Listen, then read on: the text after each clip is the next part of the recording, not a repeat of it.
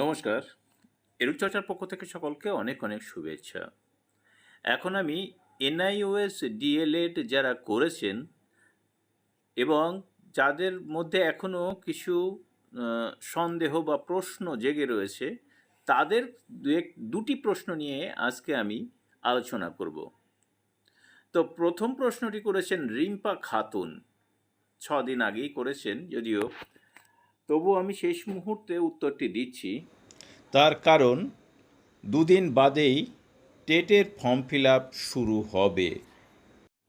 তো উনি প্রশ্ন করেছেন যে পরের ভিডিও বানান, যাদের 50% নেই, এনসি রিমুভ হয়েছে, আমরা কি টেট এক্সাম দিতে পারবো 2022 সালে? এটা নিয়ে চিন্তায় আছি আমরা। রিম্পা দেবী, আপনি খুব সংক্ষেপে জানিয়ে দিয়েছেন যে এইচএসে 50% নেই, এই কথাটাই হয়তো বলতে চেয়েছেন।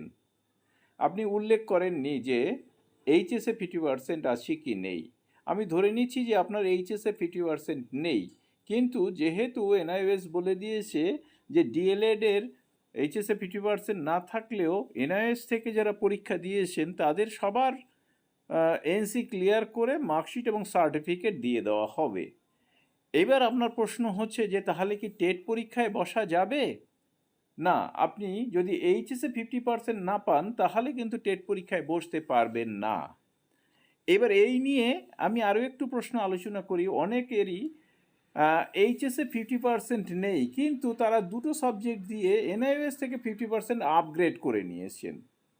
তারা কি বসতে পারবেন?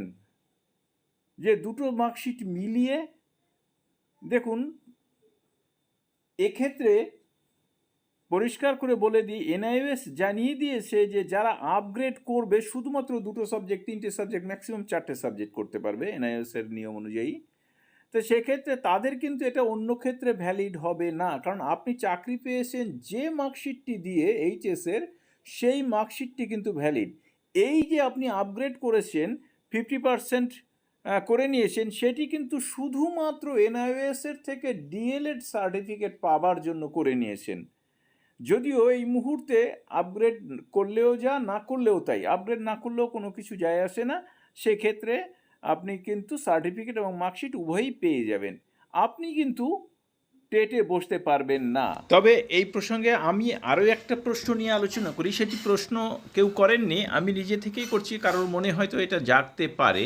সেটা হচ্ছে যে এনআইওএস থেকে যদি আপনি 5টি সাবজেক্টই পরীক্ষা দেন এইচএসে এবং 50% অর্জন করে থাকেন এবং ডিএলএডও করেছেন, ফলে আপনি কি তাতে টেট পরীক্ষায় বসতে পারবেন? এই প্রশ্নের উত্তর হচ্ছে হ্যাঁ, আপনি বসতে পারবেন, কিন্তু আপনার পুরনো যে এইচএস মার্কশিটটি রয়েছে, যেখানে আপনার 50% নেই, এবং আপনি ফ্রেশার হিসেবে টেট পরীক্ষায় অবশ্যই বসতে পারবেন এনআইওএসের মার্কশিটটি দিয়ে। কিন্তু এখানে একটা প্রশ্ন রয়েছে যে আপনি যদি ডিগ্রি কোর্স করে থাকেন তাহলে কিন্তু এই এনআইওএসের যে এইচএস মার্কশিটটি রয়েছে তার সঙ্গে কিন্তু ম্যাচ করবে না। মাথায় রাখতে হবে যে এইচএসের, এনআইওএস থেকে যে এইচএসটি করেছেন, মার্কশিটটা করেছেন, সেটি কিন্তু শুধুমাত্র এইচএস পর্যন্তই কাজে লাগবে যে কোনো জায়গাতে।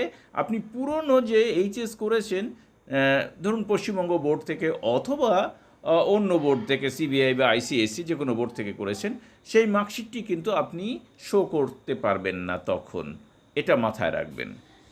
আর যাদের বিএড আছে এবং এইচএসে 50% নেই কিন্তু ডিগ্রি কোর্সে 50% আছে, তারা কিন্তু টেট পরীক্ষায় বসতে পারবেন। এবার টেটের নিয়ম কি বলছে আমি সেখানে দেখিয়ে দিচ্ছি।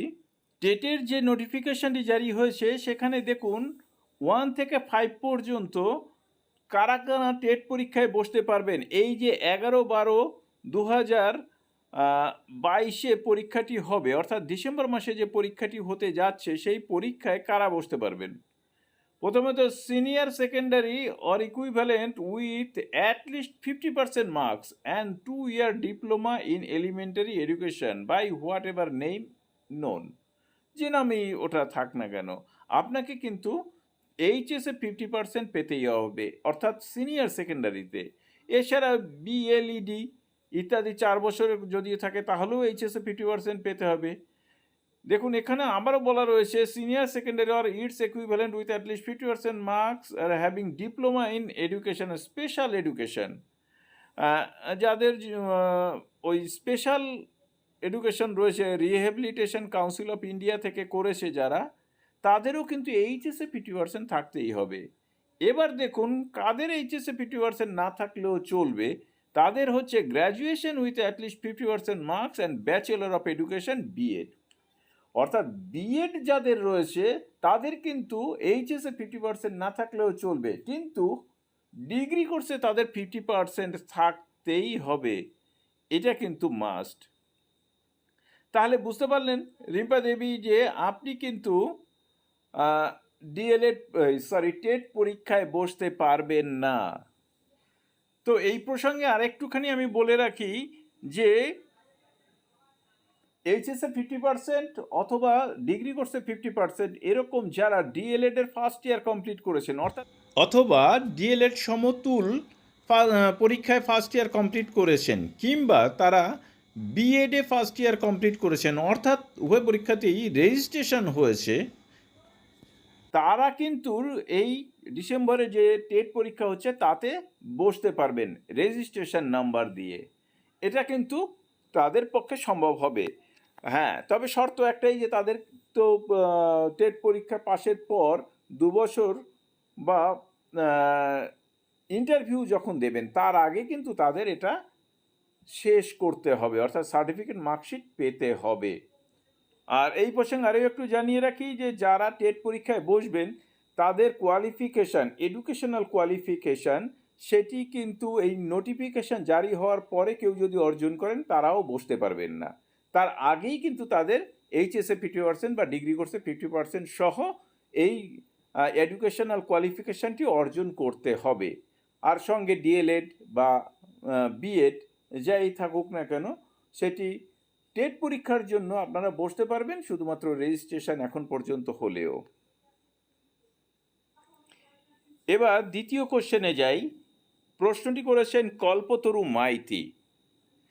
সত্যি বেশ কিছু সমস্যা এখনও আছে, যেমন result pass subject to verification of class 12 marksheet from concern state nodal officer, কিন্তু স্টেট নোডাল অফিসার এই জাতীয় কোনো অর্ডার এসকিউ থেকে আসেনি বলেছে।